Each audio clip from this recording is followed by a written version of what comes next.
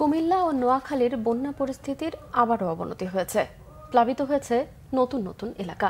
অন্যদিকে পানি কমতে শুরু করেছে ফেনী, মৌলভীবাজার ও চট্টগ্রামে। ফেনীতে মহাসড়ক থেকে পানি নামলেও বাড়িঘর তলিয়ে থাকায় এখনও আশ্রয় কেন্দ্রে আছে লাখো মানুষ। প্রতিনিধিদের পাঠানো তথ্য ও ছবিতে ডেস্ক রিপোর্ট।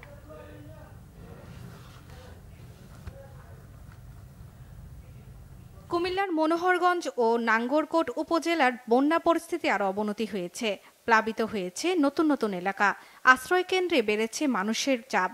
ভঙ্গুর যোগাযোগ ব্যবস্থার কারণে যাচ্ছে না ত্রাণ। খাদ্যের জন্য হাহাকার দেখা দিয়েছে। অপরিবর্তিত রয়েছে কুমিল্লার বুড়িচং ও ব্রাহ্মণপাড়া উপজেলার বন্যা পরিস্থিতি।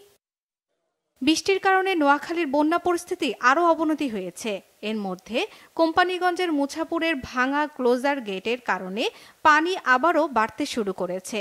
জেলা শহর মাইজদি সহ বিভিন্ন উপজেলার বেশিরভাগ এলাকা এখনও পানির নিচে। ফেনীতে এখনও তলিয়ে আছে ঘরবাড়ি। অনেকটা বাধ্য হয়ে বানভাসী মানুষ থাকছেন আশ্রয় কেন্দ্রে। ৬টি উপজেলায় সরকারি আশ্রয় কেন্দ্রের সংখ্যা হাতে গোনা।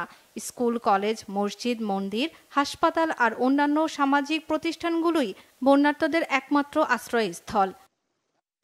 শর্মিলা কেয়া, বাংলাভিশন নিউজ ডেস্ক।